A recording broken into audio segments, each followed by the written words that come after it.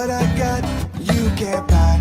It resides between my eyes. Walked through the fire, came out better on the other side. See, life's like a beach if you find the same. And right now, I'm feeling like 100 grand. You are listening to Inspired Insider with your host, Dr. Jeremy Wise.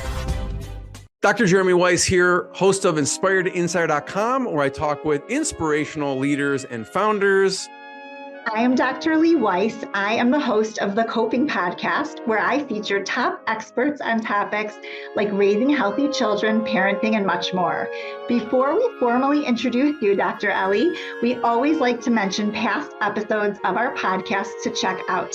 On the Coping Podcast, I featured my colleague Ben Kessler in a fascinating episode we appropriately called Technology, Addiction, and Kids and Teens Help. I also featured Dr. Michelle Cutler, where she answered questions about the July 4th mass shooting that occurred here in Highland Park. And, Dr. Ellie, since you're an industry game changer, some of the ones on, Inspired Insider, some past guests who I consider industry leaders and game changers have transformed industries. I had the co-founder of Pixar on, Alvy Ray Smith. He talked about the early days of starting Pixar. He told some great George Lucas stories, Steve Jobs stories. I had Moise Navon on, one of the founding engineers at Mobileye. Ali, I don't know if you've heard of Mobileye before, but they hail from Israel, and they talk about how they helped move the autonomous vehicle industry forward, self-driving cars, and their journey to be acquired by Intel for $15.3 billion. So it was an amazing, there were a lot of ups and downs in that journey. This episode is actually brought to you by Rise 25. At Rise 25, we help businesses give to and connect to their Dream 100 relationships. And how do we do that? We actually help you run your podcast. We're an easy button for a company to launch and run a podcast. We do the accountability, the strategy, and the full execution of the podcast. We call ourselves kind of the magic elves that work in the background to make it look easy for the host and the company so they can develop amazing relationships and create great content. For me, the number one thing in my life is relationships, and I'm always looking at ways to give to my best relationships. And I found no better way over the past decade to profile the people and companies I most admire on this planet and share with the world what they're working on. So if you've thought about podcasting, you should. If you have questions, go to rise25.com. If you check out other episodes, you can see I've tried to answer every possible question there is about what do you do when you're starting or launching a podcast. So check those out. Here's the interview. We are very excited to introduce Dr. Eli Lebowitz. He studies and treats childhood and adolescent anxiety at the Yale Child Study Center. He developed the methodology called SPACE, and SPACE stands for Supportive Parenting for Anxious Childhood Emotions. Unlike many of the traditional treatments for childhood anxiety, SPACE is a parent-based treatment program that helps parents change their behaviors in the service of treating their children's anxiety. So it's what I typically call in my practice the behind-the-scenes way of treating a childhood problem, and it's really through the parents alone. And some of the anxiety problems that are treated with SPACE include separation anxiety, social and generalized anxiety, fears and phobias, panic disorder, OCD, and many, many more. And Dr. Lebowitz is the author of the book, Breaking Free of Child Anxiety and OCD, which I have here. And it is a wonderful, informative book. And thank you so much for joining us today. Well, thank you so much for having me on. Those are some tough acts to follow in terms of the previous guests that you've had. So I'm honored to be on. Thanks so much. You got it. This is awesome. So I just wanted to start first with, we'll talk about some specific examples for parents who are listening. We're going to go into really specific examples. But I want to start with, how did you get into this area of research and treatment to begin with? Yeah, this story goes back quite a few years at this point. When I finished my dissertation, I did a PhD in psychology and trained in psychoanalysis, which was the thing of the day, and a little bit of cognitive behavioral therapy that was just kind of getting started.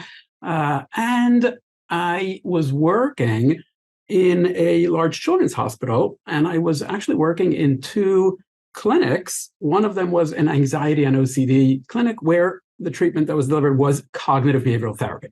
And I also worked in a parent guidance clinic for parents of youth with really severe behavior problems, delinquency, aggression, vandalism, things like that.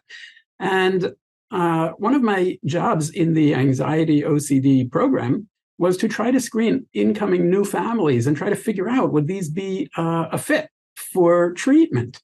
So what did I do? I had a very easy method. It wasn't very complicated. I would mostly just ask, does your kid want help? Do they want to do this treatment? And when parents said, yeah, or the kid said, yeah, absolutely, I want to do this, we'd say, like, great, you're a good fit for this treatment. And when parents said, well, they don't really want to do it, or the kid wasn't really very motivated, I'd say, well, you're not a really good fit for this treatment, and I don't think we're going to be able to help you. But I got really frustrated over time. Parents would say to me, and it's so reasonable, they would say to me, yeah, my kid is too anxious to do the kind of treatment that you're talking about. Cognitive behavioral therapy, that's a really demanding treatment. It requires a lot of motivation. It means doing exposures to the things that you're afraid of. And the parents would say, well, of course they're anxious. That's why we're here. So do you not treat anxious kids with your anxiety treatment? Like, what is going on? It didn't make sense to them. And I have to admit, it didn't make a lot of sense to me either, because on the same day that I was saying to those parents, oh, sorry, I don't think we're going to be able to help you, I would walk down the hall to the parent guidance clinic and say to the parents of a kid with, conduct disorder, oppositional defiant disorder, oh, we don't need your kid to come in. We're going to work with you, because that's, for a long time, that's been the go-to approach in the externalizing problem world, in the behavior problem world, is like, we're going to work with parents. These kids are often not, ideal candidates for therapy. They'd rather be setting fire to the police station. And so we would work with the parents and say, hey, we're going to give you the tools. And it just really drove me to think a lot about, why do we not have more to offer to parents of kids with anxiety? Like, why is there so little to offer there? Because when researchers tried to work with parents in the past in the treatment of child anxiety, they all did the same thing, basically, almost everybody. And that was try to train the parent to do cognitive behavioral therapy to their child. And it turns out that that is not the best approach, because if your kid doesn't really want to do CBT with their therapist, they are definitely not going to do it with mom. I was going to say, they definitely are not going to want to do it with their parents. We know that. Exactly. I mean, who can get your kid to do anything better? You or somebody, literally anybody else on the planet, usually, right? And so it turned out that wasn't really the best approach. And so I really got to thinking a lot about, like, what can we do with parents? And that was, like, part of what really led to this development. That makes a lot of sense. I really like how you conceptualize anxiety in children as not just a child problem, but you're also very careful not to blame parents. And I agree. Can you share more about how you understand this system between the parents and the kids? Yeah, I think it's actually a really important point, because what we're really trying to do is change the way that we think about child anxiety disorders. For the longest time, the way we thought about child anxiety disorders is basically adult anxiety disorders in a smaller package, right? In a smaller person, in a younger person, as though it's exactly the same phenomenon. And that works to a degree, because, in fact, child anxiety in many ways is very similar to adult anxiety. You do have worries, you have fears, you have avoidance, all of those things that you have in adults. But what that really misses is that actually child anxiety is not quite the same as adult anxiety. And the reason it isn't is deeply rooted in our biology, in our basic makeup as, like, our species, right? This isn't like just a, abstract idea. It's deeply rooted in our biology, especially, and in particular, in our biology as mammals, because pretty much all mammals are born very ill prepared for life, right? Like, we're not able to survive as mammals without somebody else. Of course, we're not able to feed ourselves, so we'd all die off if nobody fed us, but we're also not able to protect ourselves. Why is that important? Because we have been shaped to respond differently to fear when we're young, when we know, I'm putting in quotes because this is like evolution, but we basically know, look, I can't deal with these threats on my own, right? Mm-hmm. If you imagine a grown-up who is facing a threat, let's say somebody is like, I don't know, yelling at them on the street, what do? They do the classic fight or flight, right? Maybe they confront that person, maybe they avoid them. Well, if you walk up to somebody's baby and you scare that baby, which, to be clear, I'm not encouraging you to do, I don't actually recommend it. All of my preliminary pilot research indicates that it will not make you many friends if you start walking up to people's babies and scaring them. But if you did, that baby is not going to do fight. It's not going to do flight. What is the baby going to do? It's going to cry, right? We all know it's going to cry because that is a way of alerting somebody else, meaning that in children, we respond differently to fear. So if you have an anxiety disorder, meaning you have chronic fear activation in the wrong context, what are you going to do? You're going to chronically activate somebody else. You're going to activate your parent. You're going to look to them to protect you, to soothe you, to comfort you, to reassure you, to defend you, right? It's all directed toward the parent. And in that sense, child anxiety disorders really are interpersonal phenomena.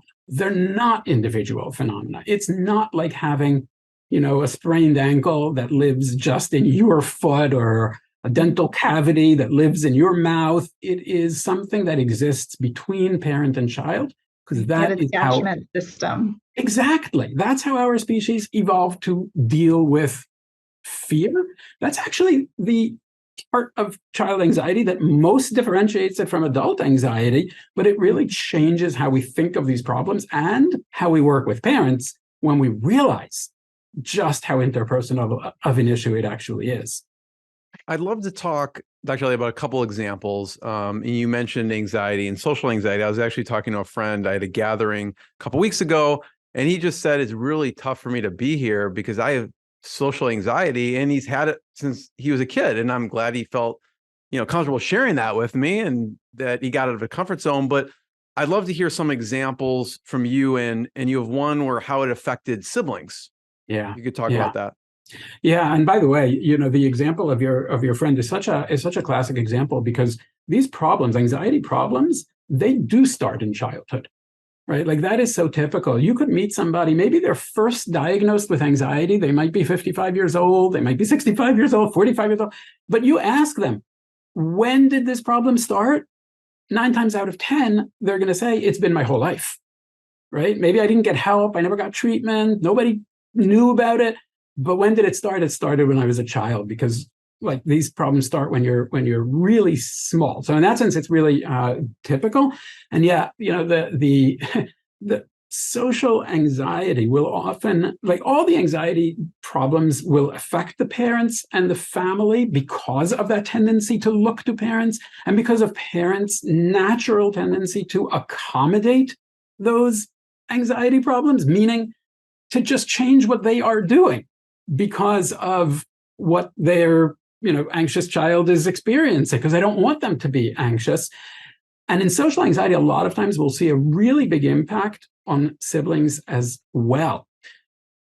For example, I worked with a family where there was one child who had pretty severe social anxiety, so felt really overwhelmed in social situations. Now, I'm not just talking about the kid who doesn't want to get up in front of everybody and start belting out songs out loud, right? Like that's what we call normal. But I'm talking about a child who, just like walking down a hall is flooded with thoughts about what's that person thinking about me? Am I walking funny? Do they think I'm stupid? Won't go to any event. Now, where do the siblings come in?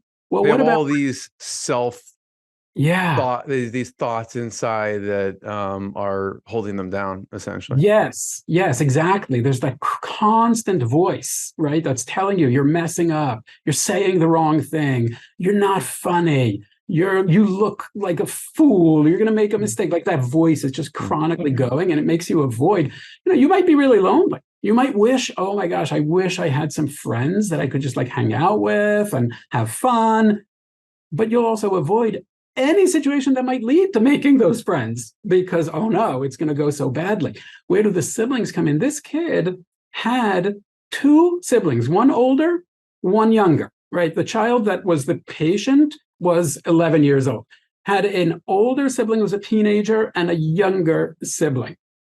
Those children were growing up as though they had social anxiety. They were not allowed to have any play dates, for example, in their house. And the parent would explain to them, like, it makes your sibling, right? It makes the other, it makes them so uncomfortable if somebody comes to the house. So maybe you go to your friend's house. Now, if you have kids, like you might have experienced this, if one kid always wants to be the guest and never the host, at some point they start to get some pushback on that. Sure. Because the friends don't get it, right? Like, what's your problem? Why don't you want us to come to your house? Sometimes that creates some friction. They had actually lost friends because that friend was like, you know what? I don't think like you really like me, or you're taking advantage of me, or something's wrong. The parents start to wonder what is going on in that household that they never want our child to see. Right now, like nothing's going on except there's a kid with a lot of social anxiety, but you start to wonder about it. And so, but that accommodation has now trickled down and affected the quote unquote healthy siblings too. Exactly. And if there was an event, maybe there's a concert or a play or a movie, even if the sibling with if the child with anxiety wasn't comfortable going, well, a lot of times the siblings would have to miss it too. Ugh. Right. And so, but okay, like we understand because the kid has anxiety. And so, we're trying to do our best by him. And this is like a really important thing about accommodation. Accommodation is not a crime. It starts out so well-intentioned. It's so well-intentioned. It's a parent bending over backward, doing everything they can, pouring time, energy, sometimes money, into trying to help their anxious child not feel anxious. But I think one really important thing for parents to know is that there's a lot of research on this, and all of it, literally without exception, shows the same direction, which is that as accommodation gets more and more, children's anxiety gets worse rather than better. This is a really important thing to know because it's so bewildering. Like you feel like, well, maybe I have to accommodate even more. They're even more anxious. Maybe I should do even more accommodation. And so you get trapped into this cycle. One of the things that we try to do in space, right, in the treatment that we do with parents, is to actually give them tools to start dialing that back in the other direction. In a gradual way, not all at once, not overnight, but gradually you start to make a change so that you can be reducing rather than increasing that accommodation. And it's so important because when you do that, what you're also doing is communicating to your child, the anxious child, you're communicating the message, actually, I think you can be okay. I think you're not so sick, so helpless, so vulnerable that I need to arrange the whole world just around your anxiety. Actually, I think you will be okay, even if you get anxious, which is a really important message for an anxious child to hear. I'd love to hear an example in that case, what the parent could do in that situation. Because I know I've heard you talk about how an analogy is if your child has muscle weakness, right? And you want them to go to PT, you don't say, oh, you know what, you have muscle weakness, I'm going to just carry you around the rest of your life. You send them to PT and they have to strengthen those muscles, right? So what should the parents do or could they do in this situation?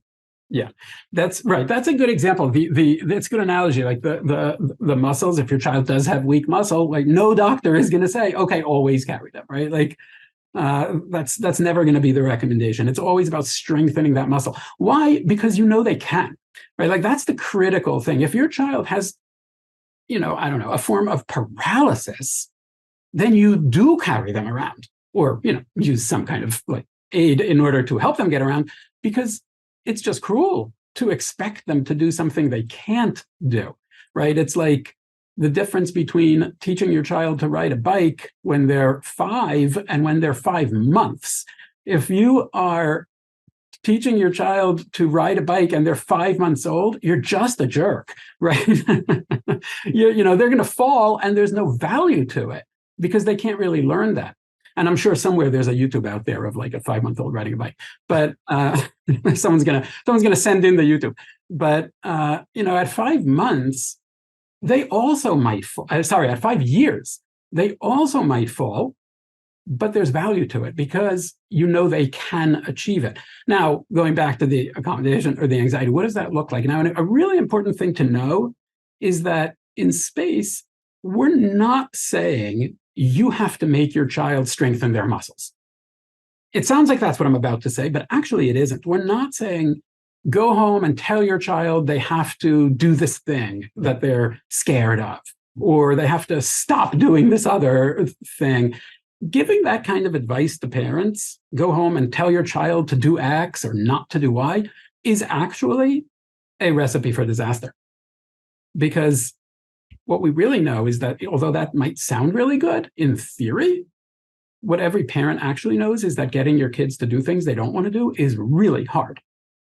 And when you, as a therapist, if you say to the parent, go home and make your kid do something, you may be setting them up for a lot of conflict, for fighting, for resistance. You may make things worse rather than better. So what do we do in space?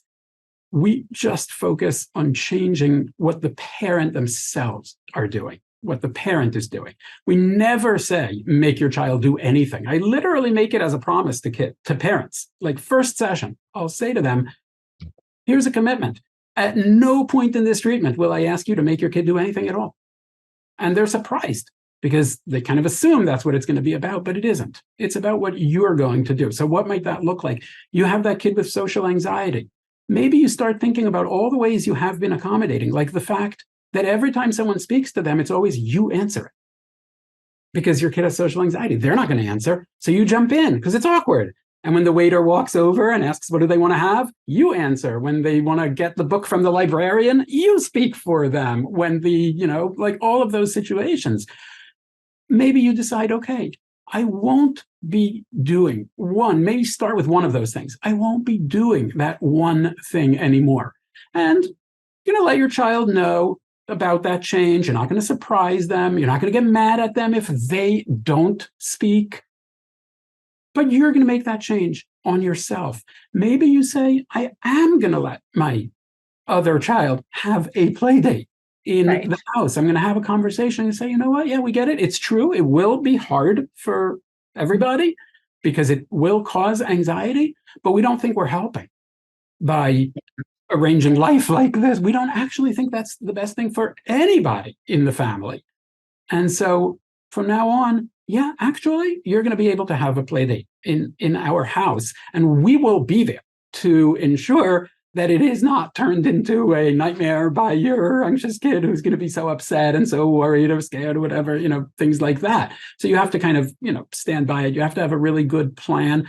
When we tell parents to start reducing accommodations, we always think really carefully about how they're going to cope with all the different responses to that, that the anxious child might have. Maybe they'll get upset or angry. Right. It's not always smooth sailing right off the bat. Yeah, it's not always smooth sailing right away. But when you stick to it, when you're thoughtful about your plan in advance and you stick to it in a calm, loving, supportive way, you get past those, very quickly. It changes from anger to relief because I'm seeing, to hope, because I'm seeing I actually can cope with this. Maybe I didn't want to see that. Maybe I didn't believe it. But you know what? The sun still rose today, even though you didn't accommodate me yesterday, right? And I'm still here. They can handle it. It's uncomfortable, I always say, but not dangerous. Exactly. Dr. Eli, let me ask you a question. In our practice, we see a lot of younger kids. And so separation anxiety at bedtime in particular is a common presenting problem where parents say, they want me to snuggle with them until they fall asleep.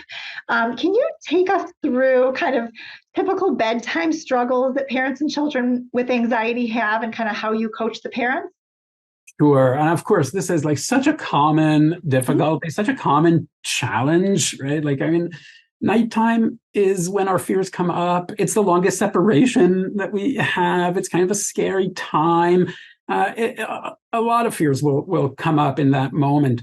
And, the tricky thing about separation anxiety is that any anxiety can be separation anxiety. Why? Because whatever it is that you're scared or worried about, being with your parent might make you feel better when you're a child. So maybe you're not worried about separation. Maybe you're worried about the test in school tomorrow. So you have like a generalized anxiety symptom. But guess what? Being with your parent might help you to feel better. So it turns into a separation anxiety symptom, just again, because of how we are built as the species that we are. Now, I do want to say it is important to distinguish between a child who actually has like a problem and a child who occasionally feels anxious and wants to snuggle with a parent.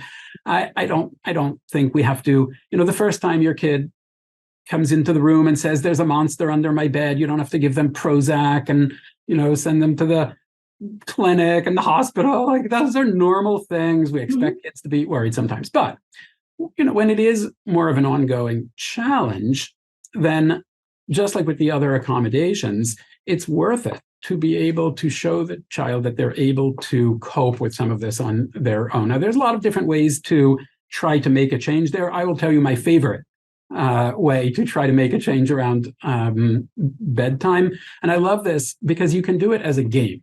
You can do it in a playful way rather than in a more kind of like, oh, I'm laying down the law kind of way. And so what I'll often do is say, let's play a game.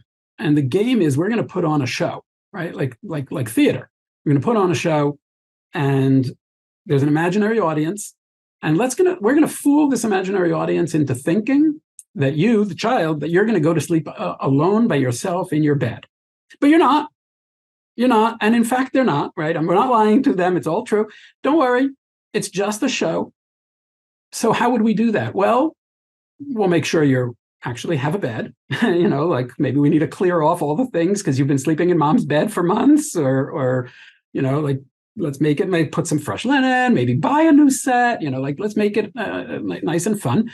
And you're going to get ready for bed, brush your teeth, put on your pajamas. You're going to get into your bed. Mom or dad, they're going to come in. They're going to kiss you goodnight. They're going to leave. So the audience watching thinks, here's a kid going to sleep by themselves. Except you won't, because 2 minutes later, mom or dad, they're going to come back into the room. They're going to say game over. And they're going to lie down next to you just like they do every other night. Or you're going to go to their bed just like you do every other night. And you're going to go to sleep.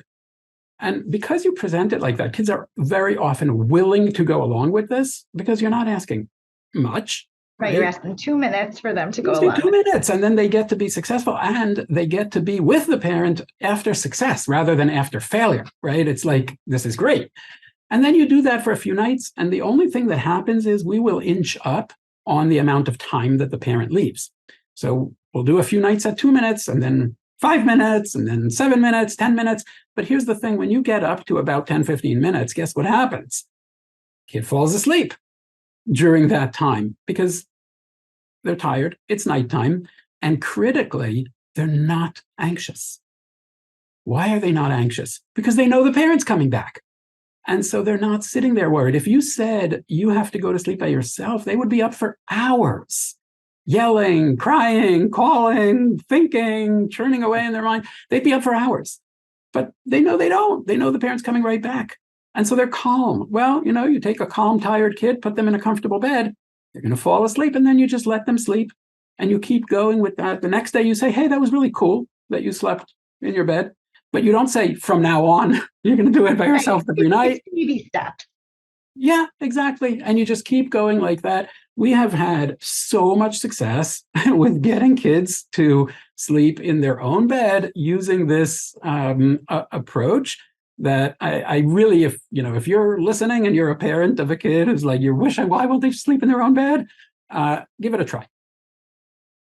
Dr. Ali, there was another example you've talked about in this regard, an extreme example where the child just wanted someone to say, I love you.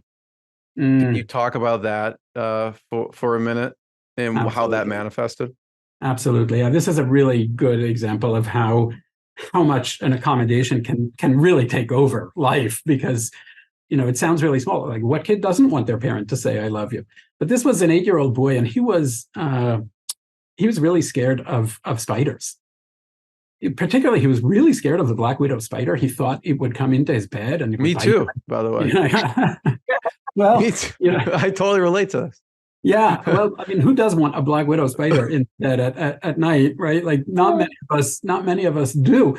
But here's the thing. I mean, he would do a lot of things to try to prevent it. He would like close the windows, keep a light on, search the room for spiders, which, if you really do have the same level of fear as he did, you might find yourself doing as well, Jeremy. But he was 8 years old. And so he also had another thought.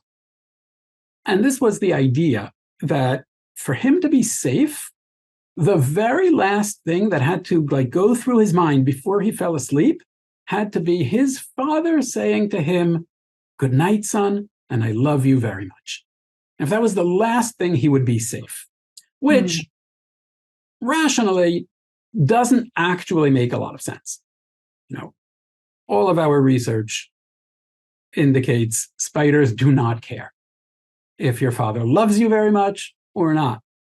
Spiders, by the way, not really known for their paternal caregiving behavior of all the species in the world, but it does make sense emotionally, because when you're a child and your father says "I love you," that is that attachment system. That is an attachment signal, and it makes you feel safer. And so when he was going to sleep, he called his dad into the room and he said, "Dad, can you say good night, son, and I love you very much?" And his dad felt pretty good at first. And he said, "Of course, good night, son, I love you very much." And he walked out of the room. But guess what? It takes time to fall asleep. Soon another thought crawls into the kid's mind. Now it's ruined. He calls the dad back into the room. He says, "Can you say it again?" Okay, says it again, walks out, calls him back, says it again, walks out. When I met this family, I asked this man, the father of this 8-year-old boy, "How many times are you actually saying good night, son, and I love you very much before your kid is finally asleep?" And he counted for 7 nights until our next appointment. He counted every night, and he was averaging about 120 times every single night. Wow. That is like 3 hours of sex easily. And that's not, if you do it nonstop, it's 3 hours. If you take a break, it's more than that. And it really shows you how much this can take over, because everybody's affected by that. Everyone, right? Right. No one's sleeping in the household. No one's sleeping. No one, again, you have siblings. What if that kid has a sister who needs help with her homework? Well, dad can't do that because he's running in and out of his other kid's room to say good night, son, and I love you very much. And, mom and dad can't be spending some time together, maintaining their relationship. Dad can't be doing, catching up on work. I mean, and the kid himself, he's up until the middle of the night, right? Like, he's not getting, those are 4 hours sleep. And the parent's sweetness and saying, "I love you, good night," changes very rapidly after 3 hours. So I love you, good night. Really, when you're at 120 times, I guarantee it does not sound like good night, son, and I love you very much. No, we've all been there. Really. I mean, it's like, you wished you had a spider to throw in this kid's face at this point. It's like, of course, and like I say jokingly, but actually this intense level of accommodation, it really does build up some resentment. Like, you do it because you feel like you have to do it, but it can build up some resentment because this is impacting your life on a really deep level. You are so frustrated by it, and it places real strain on the parent-child relationship. When you feel like your kid is constantly taking from you, it's hard to have the pleasure of giving. Right? It's hard to have, that's a principle that holds true even with other things, right? Like, you have a kid, they always want you to buy something, right? And it's like, you're always like, you feel like they're always like taking from you. You lose some of the pleasure that comes from like the fun of actually giving. And by the way, happens for the child too. When you are always in the position of demanding, you also miss out on the pleasure of receiving, because it doesn't feel like receiving. It feels like taking from someone. And the accommodation can work in the same way and place a real strain on that parent-child relationship. We looked at parent-child relationship before and after space treatment, and found really significant improvements in the quality of the relationship between the parent and the child. And that's even though the parent is doing things along the way that the child might not like. But actually, you get to the end of treatment and they have a better, stronger, and warmer relationship than at the beginning. Right. It's like it gets worse before it gets better. You have to be prepared for that journey. Exactly. So what did that parent end up doing? How did they pare it down from 120 and 4 hours a night? Yeah, I mean, sometimes you want to break things off a little bit at a time. So maybe you say okay, I will say goodnight, but I will say it X number of times. I'm not going to go from 120 to 110 because I think that's going to not be noticeable enough. But, a parent like that might say, and very genuinely, they'll say to the child, I know how scared you are, right? We're not dismissing that. Right. We're really validating it. It really is very scary for you. Also, I know you can handle being scared sometimes. And I don't think I'm helping by doing this. And so starting tonight, I will say goodnight 2 times, and then I won't. Now, you go into that, you have to put on your flak jacket a little bit, right? Like your helmet, and you have to be ready for maybe a really long night, right? Like that first night that you do that, maybe your child will not sit up and say, thank you so much for understanding how to treat child anxiety in this method, right? They may be really, really upset. They may not get much sleep, maybe start it on a weekend when if they don't get much sleep, it's not the end of the world. But a few nights later, they'll be worried if the other kids in the family don't get sleep. And I'm like, well, yeah, that's part of it. You just have to be prepared for that. Exactly. Maybe have have your sister come over and help with the other kids because you're going to be dealing with this for a night or two, right? Get some help in doing it. But a few nights later, when your kid is actually falling asleep in half an hour instead of 3 hours, and you've had that time, you're going to feel really different. OCD is a common problem that you see, and especially with the space treatment. There was a case, an example with OCD that involved a sister. Yeah. You talk about that. Yeah. I mean, OCD is it's actually interesting. OCD is the first disorder in which family accommodation was ever identified and studied. And when I was doing a postdoc at the Child Study Center at Yale, where I'm still work today, I was learning about this research on OCD and family accommodation, and I was seeing all these accommodations in other anxiety problems. And so I went to do a review of what is the literature, what does the research say on accommodation in other anxiety problems. It ended up being a very short literature review because there were exactly 0 studies of accommodation outside of OCD. So we did that study and many more since then, and now we know a lot about it. But accommodation is really so prevalent in all the anxiety and definitely in OCD as well. And the case that you mentioned, it's such an interesting story because, and actually kind of again involves both parents and siblings. So we had a child who was she was 13, and she had a form of OCD that's going to sound a little weird to people who are not so well versed in OCD, but actually is not so rare.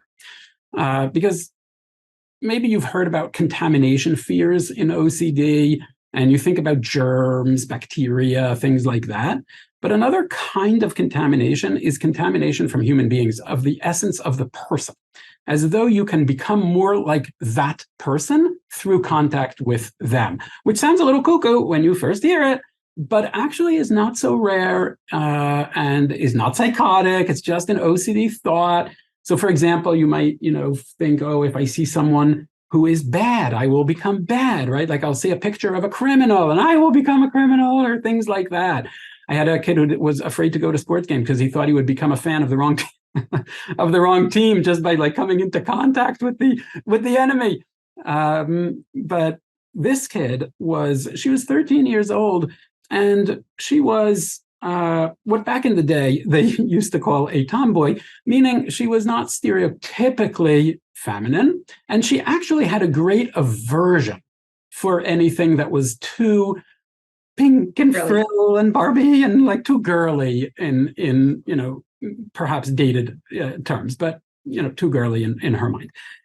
And so she avoided anything like that. Now, she had a younger sister, and her younger sister, who was only 6 years old, was of course the opposite and was the most girly girl that you could imagine. Everything was pink and everything was frills. And her older sister was just terrified of this. Now, what did this lead to?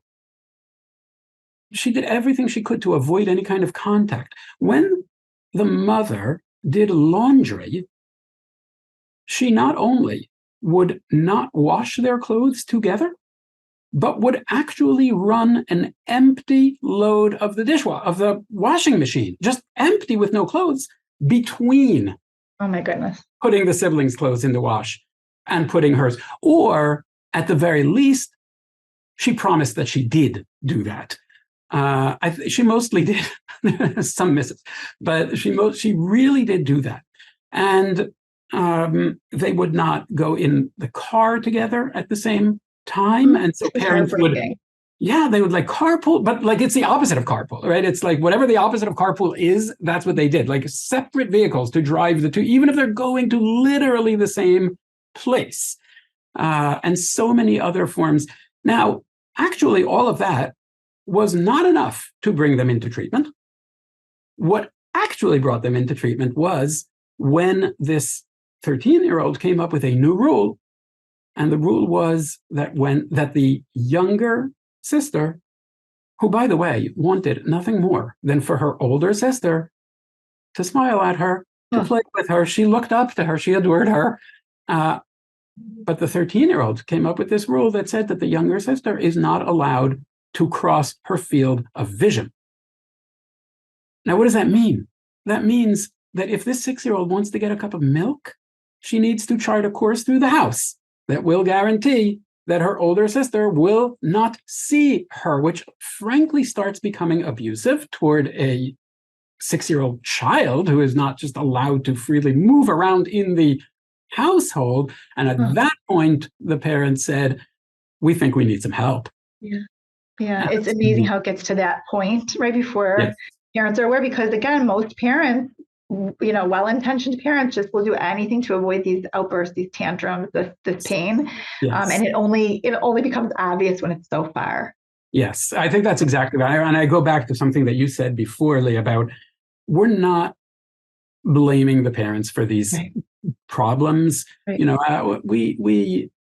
I say we, I mean mental health, like writ large, right? Like we represent a field that has done a lot of damage over many years by espousing theories that blame parents for child psychopathology. Parents have been blamed repeatedly, blamed for schizophrenia.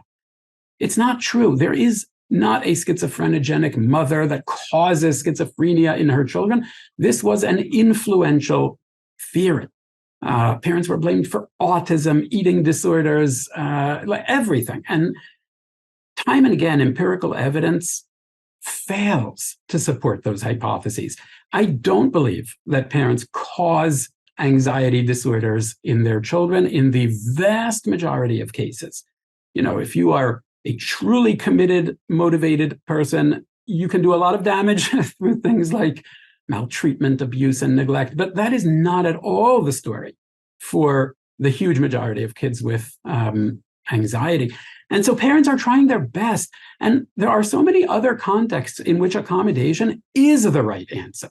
If your child has food allergies, you should accommodate that, right? Like, what should you do? Should you say, well, we don't believe in accommodation, and so we're going to prepare food as though you don't have food allergies, and then what? You're going to die? Like, that is awful advice, right? If you have diabetes, if you have asthma, if you have like a lot of conditions, accommodation is necessary.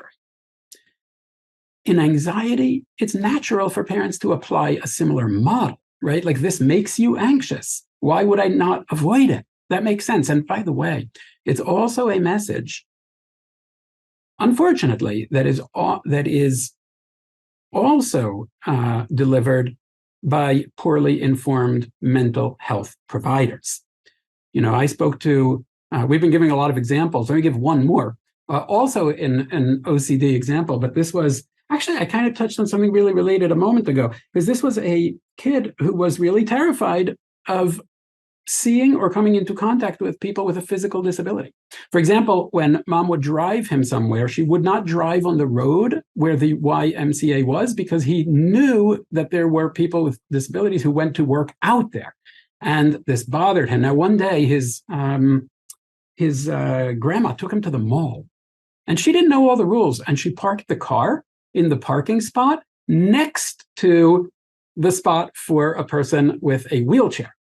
Now, there wasn't even a person with a wheelchair. There wasn't even a car there, but the wheelchair is painted on the ground, right, in the parking spot. That was enough. He would not get in the car anymore. They bought a different car. Wow. Literally, they bought a different car. Now, granted, this was a family that could afford to do that, but they did. And when I asked this parent, seriously, right, like, wow, why?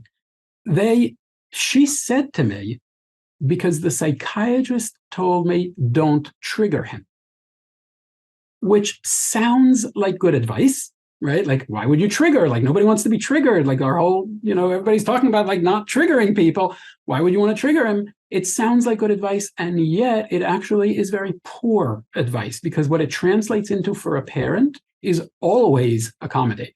Exactly. Dr. Ellie, I'm just going to ask one more really question. Quickly, Oh, Dr. Lee, before you ask it, what do the parents do?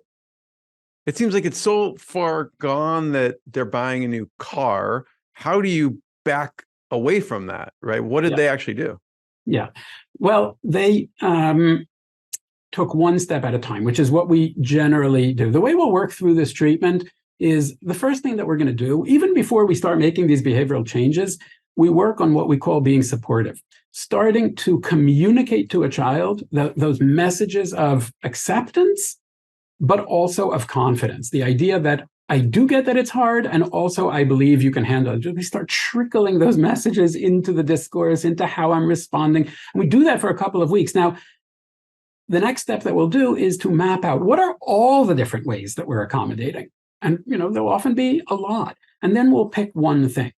Maybe it's the driving on the other street, or, like any one of the things that are happening. I like to choose something that is happening pretty frequently, so that we have a lot of opportunity to practice, and we will let the child know this is our plan. We'll write a letter. Actually, what we'll do with parents, kind of write a letter to the child where we'll just lay out, here's what we're doing, and here's why we are doing it.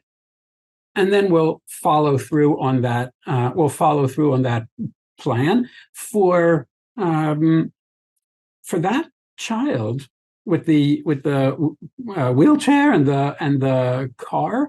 The first step that the parent actually took was not censoring, which something she would do very carefully, the materials that were in the home, like newspaper, books, television. She would scan and censor to make sure that there wouldn't be something that the child saw that would trigger the OCD.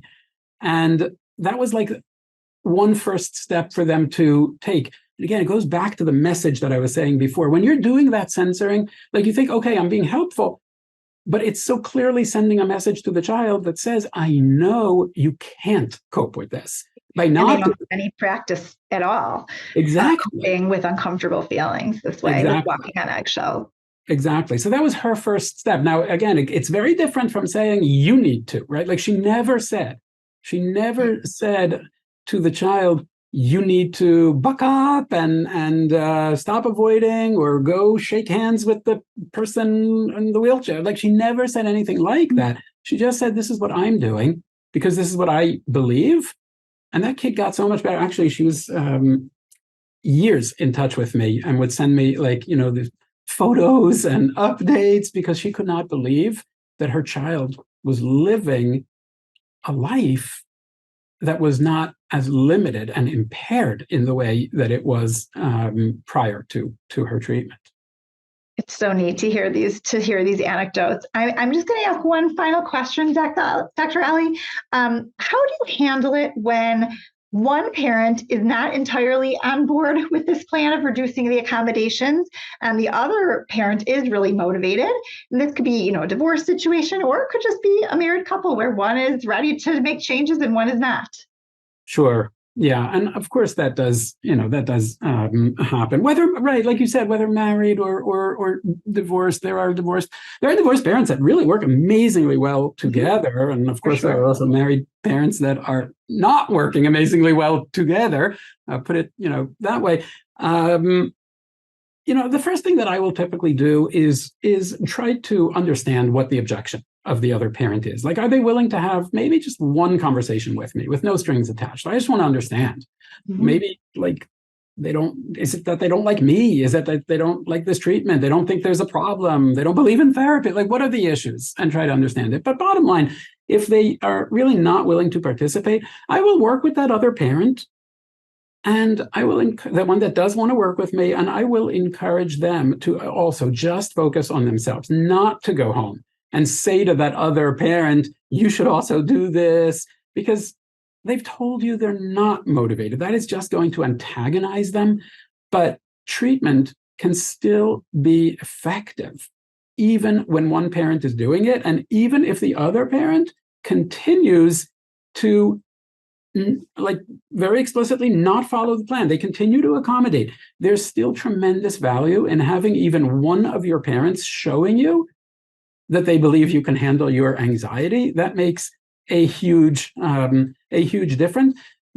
The other thing that I'll do is I will keep open communication to that other parent. I'll usually send them a brief email at the end of every session and just say, hey, here's what we talked about. I'm not saying I want you to do it too. I'm just saying, here's what we talked about, because I want to be respectful. I want to show them that I'm not mad, that there's an open door for them to come back.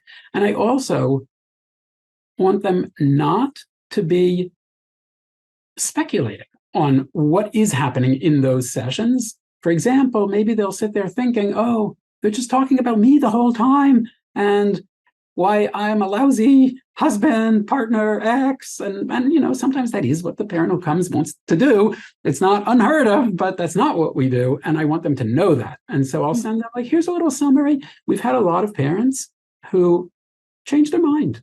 Right, especially if they see some improvement in the child. Exactly. There's a case of a kid with social anxiety, about 13 years old.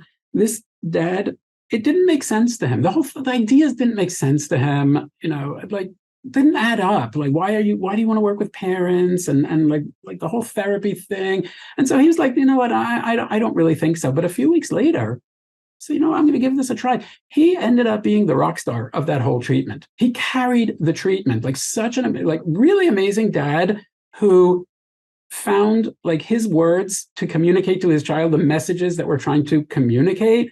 And so, the door is open. Sometimes they'll change their mind, but even if they don't, you can still make a meaningful and impactful change. And you don't have to fight with your partner or ex about it. That's empowering and encouraging. Yeah. First of all, Dr. Eli, I want to be the first one to thank you. Thanks for sharing your knowledge. And, this is really, for me, I take out of it, it's just a life lesson in general. We can only control ourselves in this equation, regardless of anything that's going on. And so that, to me, is really a resounding message of what you talk about in breaking free of child anxiety and OCD, and just the space treatment, which is we can control ourselves. And like you said, even when you gave the same answer, it's like, hey, what if another parent's not on board? Well, it goes back to we can only control ourselves and help through ourselves. And I just want to thank you. I'm just going to share, if anyone wants to learn more, which they should, there's spacetreatment.net. You can see, if you're listening to the audio, there's a video piece. And we're looking at the website. There's lots of resources here. We're looking at the book, Breaking Free of Child Anxiety and OCD. There's another one for parents and clinicians. There's one for clinicians. There's videos. I know Lee and I watched a lot of these and read a lot of these, and there's even research articles, which, we didn't have a chance to talk about all these things, but I was fascinated by, there's a pilot trial of space in autism, and there's so much other research that you're doing here. So you can actually poke around on the website and check these out. And in addition, there's training for therapists here as well. I encourage everyone to check out spacetreatment.net and all the resources there. Dr. Eli, just thank you so much. Thank you so much for your time. Thank you very, very much. It's really been a pleasure and an honor. You really put your finger, you hit the nail on the head with you can only control yourself. That is the underlying, I think, principle that guides so much of the way this treatment works. So thank you really very much for the opportunity to be on. Really appreciate it. Thanks, everyone. Thank you. What I got, you can't buy. It resides between my eyes. Walked through the fire, came out better on the other side. See, life's like a beach if you find the sailing right now. I'm feeling like $100 grand.